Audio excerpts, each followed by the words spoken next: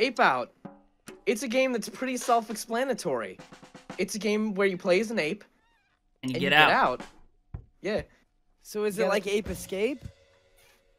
Well, I mean, you know, yes. It's exactly like Ape Escape. Yep. Okay, Anyways. this looks very Ape Escapey. I don't see any balls anywhere. Oh my god, wait, is this like Hotline Miami, but you're a monkey? It's sort of? Excuse With me? Bennett Foddy? An ape? Like getting over it? Yeah. Aping out of it, Specifically with the Bennett getting Foddy. over it guy. Yes. That's one of the things that I wanted to talk about. This was essentially developed by a bunch of guys who worked in different studios in Devolver Digital, and I really like pretty much most, if not all, of the Devolver Digital games. I love every one that I played. Gree was a Devolver Digital game, or Grease, and this is Ape Out, so I was excited to play it, and it's fun. So what are the little blue things that the titular ape is collecting in the corners there? Like I saw you stop on one of them. No, that's just those a are light. just lights. Yeah, you're not actually collecting anything. Your job is to just keep moving forward. This is one of the neat things. When you die, it does this and it shows you the map, and I love it when you do this. So, let's actually talk about the gameplay. You have two abilities. You can grab and you can push. This does put you at a little bit of a disadvantage against everyone else, because everyone else has ranged abilities, and your ranged ability is get into melee, range with a man who has a ranged ability, and throw him at another man. You could So you also kinda have to grab do- someone and then have them shoot another dude for you. Yeah, though they'll only shoot once. Yeah. Yeah. But, and this is kind of one of my favorite things about... This is gonna sound weird, so, like, stay with me here for a second. So, part of the reason why I like the roguelite genre is because it's about mastering mechanics, like, in runs every time. And even though this game, like, would not traditionally be considered a roguelite, it totally kind of is. Because it's about just starting the game, using the mechanics as best you can, and escaping as an ape. Yeah, and a thing that makes this a little bit like a roguelite is I don't think the map design is different, but the enemy placement is always different. And like I think the map design is a little bit different. Like It seems every time different. that you die.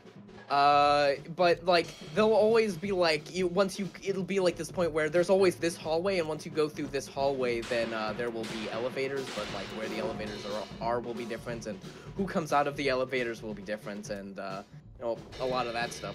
One of the things I was kind of surprised about this game, what it really reminded me of, in like as far as like the gameplay part of it kind of reminded me of like those old really good Flash games from fucking Newgrounds. Yeah. Like the ones that were just like you knew seems this was like made a lot by of Devolver Digital games to me.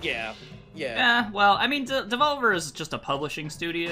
Well, Sure, I mean, they that's develop what some I'm saying. games, but like, That's the type of Yeah. games you need to go for. yeah. I don't know. I would say their umbrella is just weird games. It's not necessarily like Flash games. That's Yeah. true. I mean, especially if you look at like their shit like what was it? Every one of their E3 conferences, which is just them shit posting loudly. Oh yeah. I'm getting into the second level. I died like a shit ton on this level. I died so much. One of the things that in this I was playing on a controller, and later on in the video I'm going to be playing on a assuming we get to that point in the video, I'm going to be playing on a mouse and keyboard, and I feel like the mouse and keyboard is kind of the way to go, weirdly enough, even though it doesn't look like it. I don't know. I would totally rather play this with mouse and keyboard. Top-down shooters tend to be better with mouse and keyboard, in my opinion. because depending on the control scheme, you can usually just aim your mouse where you're going and choose the direction. Yeah. Yeah, it's the And same thing thing about as this like game- it's the same thing as like a twin stick shooter. Like, Yeah. yes, you can, and that's a fun way to play those games. But really, if you want accuracy, you still want a mouse and keyboard. So Yeah. And the thing about this is because this is essentially a twin stick shooter, right? And that was that took me a little bit of time to get my head around with the controller, and then I like looked at some stuff and I was like, oh yeah, you twin stick with this. One of the things is that if you are moving in the same direction that you were looking, you will move faster. As Oh, that's far as I can interesting. tell. and that really is kind of important when getting into like kill range. So like I feel like that's a lot easier with the mouse and keyboard. So this level seems to have introduced a couple new mechanics. One is those exploding dudes. Yes. Yeah. And then also you can can pick up pieces of gore, like arms and legs, to throw at people. You could have done that before. That was it's just in this level is when I noticed you could do that. Interesting. Yeah. And people will not die unless you run them into like a wall. Okay. Like you can throw a person, and if you throw them too far away from like Can't where you a throw wall a is, person into another person and kill them that oh way? yeah. You can, but the person has to collide with something. If you throw someone and they don't collide with anything, they will not die. Also, if you throw like a normal gun guy at a shotgun guy, he won't die because shotgun guys are big. Because he's big. Yeah. And these are and mechanically this game is really simple, but the thing that really sort of like puts this game above and beyond is the art style, which you can see here is really pretty and is very simplistic. And second is the soundtrack. It is a like it's nothing but jazz drums that are impacted by the gameplay. Like every time you throw a dude against a wall, it'll like do a cymbal hit, you know? And it'll increase the tempo, so the more dudes you're throwing, the more the faster the music will get.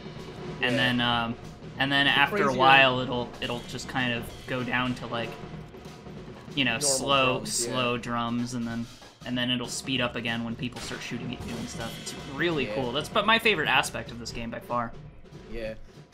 It is really nice. One thing I would have kind of liked is like a point system with numbers, but it's whatever. Yeah. There are a lot of things in this game that it's like, yeah, that would have been nice, but it's fine. It's really good without it even.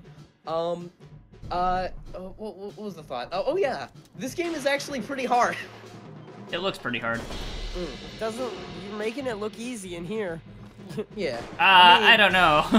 There are parts where there are parts where I like get my ass just beaten the shit out of just constantly. It's simple, but it's challenging, which is always nice. I love games that are like that. Yeah. And of course the art style changes. One thing that I didn't put in this video, like this particular video that we're watching, is I got to a level where it turns out the lights, and you know how you can see all of the dudes with the guns and stuff. You can't see the dudes, but you can see their line of sight. Like, you can see, like, their flashlight lines, but you can't see, like, them themselves, which is, really neat, and I'm sure it does a lot more interesting, fun stuff with, like, the mechanics and stuff. Apparently, there are points where you can release other animals to just wreak fucking havoc on dudes. I haven't gotten that far because I haven't played as much of this game as I wanted to, because I've been busy with lots of other stuff. Yeah. But, it seems like the kind of game that, like, you can really sort of master mechanics, like something as simple as grabbing a dude and then using him to shoot another dude is like something that's kind of hard to do, but if you can get good at it, would probably take you a lot farther in the game. Yeah. And like you saw there a couple seconds ago, I strategically picked up a dude's like torso and used it to block the other dude's shot, which is like, you use the environment. The environment is as much of a character as the ape. And that's another thing. There's and you killed yourself just there. Yeah, and I killed myself. The environment. Using the environment. Another thing this game is sort of similar to Hotline Miami in. Playing the game slowly and methodically is sort of a double-edged sword, right? It's like, you see when I grab a dude, if I just hold him and bring him to the next dude, I could be spending a long time just walking, even though, like, this is the most safe route. But, and I could, like, be just as effective if I just busted the fuck in there, like, without even thinking and just started shoving people if I got lucky. Well, that's the thing that Saine's been saying about mastering mechanics. Like, as you get better at the game, not only do you... Are you able to more successfully do it, but you're also able to do it faster. Yeah. Do you know if it gets harder the longer you take on levels, or...? I don't think it gets harder the longer you take, like... it like sort of wears at your patience if you do it too slow, because like the game is built to be fast. You have that constant drumming going on, and you just sort of want to get in there and smack some dudes against some walls. But if you're just holding a dude waiting for another dude to shoot at you because you're being safe because you've died a lot on this level, you're like, well, is this really that much more effective? No, not really. Yeah. And sometimes it is. Sometimes it's worth it, but sometimes sometimes you just gotta bust in. And like it's like sometimes the way that you track your health, if you get shot 3 times, I think it doesn't matter by what. If you get shot 3 times, you die. And you can track how much you've been shot by the amount of blood you leave behind, which is kind of neat. Yeah. Yeah. Also, there's also explosions which do kill you in one hit, so that there seems to be kind of a mixture of stuff. Yeah. How can I can't actually tell. How do you know which gun guys are the explosive gun guys? They have little red packs on their back. Yeah, and they have like a brown. They have like brown straps too on their outfit. Yeah. That guy has blue shotgun straps. Guys have blues. The normal gun guys have like. You see, now this is the point where I was frustrated with the level and just decided, fuck it, I'm just gonna bust in guns blazing. Yeah, by guns, one point I mean you like. dodged 2 bullets in a row. Yeah. The problem is like you can dodge like the little guys' bullets, but the shotgun guys are a lot harder to dodge, obviously. Yeah. Yeah. So if you know there's one around, then you carry an arm. Yeah. I feel like this is about all the way I really have to say about this game. It's fairly simple, but it's a lot of fun. Seems great. It's really, really satisfying to do anything in this game. Yeah. Do you remember how much this game was? Oh shit, how much was it? If I remember right, it wasn't super expensive. I want to say it was like $10 or something. Yeah. And it's $15. 15? Yeah, Okay, and it's apparently not super long, so yeah. But yeah, the developers of this game are just. It seems replayable enough. Yeah. Oh yeah, yeah. And yeah, it's like it's replayable enough, even like in like the levels that you do that are like you can just go through a level and it's not incredibly frustrating to just go through the level again because you're not doing the same thing again. The enemy placement is always random. Right. And I think the map does look pretty random from I'm pretty sure when it's zoomed out. So. Yeah, there are like several points that are like especially later in the game where there's like events that happen to show you mechanics and stuff. Like there'll be points where you have to go down a long hallway after ripping a door off, and it shows you like you can use the door to just infinitely block projectiles, and you can also use the door if you stack a bunch of dudes up in front of it. You can just throw the door, killing all of them. Oh, good. Yeah, I like when games, instead of having like little tutorials, actually slowly introduce you to mechanics so that you don't feel overwhelmed, but like also part of the game is learning the mechanics. So, this game actually reminds me quite a bit of Teleglitch. Do you remember that game?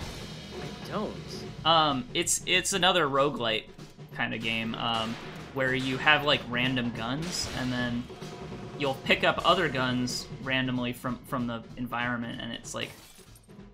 I don't remember what it was about exactly, but it was like sort of sci-fi-esque. But like each gun behaves so differently that you could run around and like find different combinations and stuff. But it was also it was a bit more of a roguelite, so there was like more like resource management in it. But but it feels like the same kind of game because it was very much about like actively lining up shots and like mastering the mechanics more so than actually like just getting lucky. Yeah. And that is also one of the things I really do like about roguelites. It's like, hey, but this game seems just so like simple. Like you just play it for like 2 hours and then like you don't have to ever play it again. I think this game is on Switch. Yeah, you can play it on the really bus, nice. Stuff like that, and just like you just If- pick it up if- and start playing it for a little while. Yeah, if it wasn't for like the intensity of the mechanics, I would almost like it as a mobile game, but I don't think this game would work very well as a mobile game. Yeah. Also, I feel like Switch the would game probably is, like, be a good home for it though. Yeah, I feel like this game is like really what is it? The game is like very, very good at immersion. It's a game that it's like this is the game that you're playing now.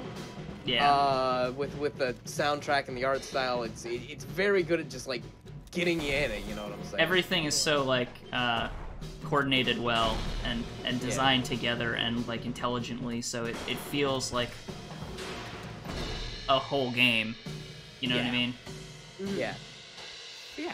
That's another Devolver Digital game, and it feels very much like a Devolver Digital game, and I'm super excited for their next one. My friend Pedro, which we saw at E3 and looked like shit. I remember that one. Man, it's almost E3 again already, and like these games are only barely coming out. Yeah. They do that. Even Devolver Digital, whose entire goal in life is to shit on E3 while attending E3.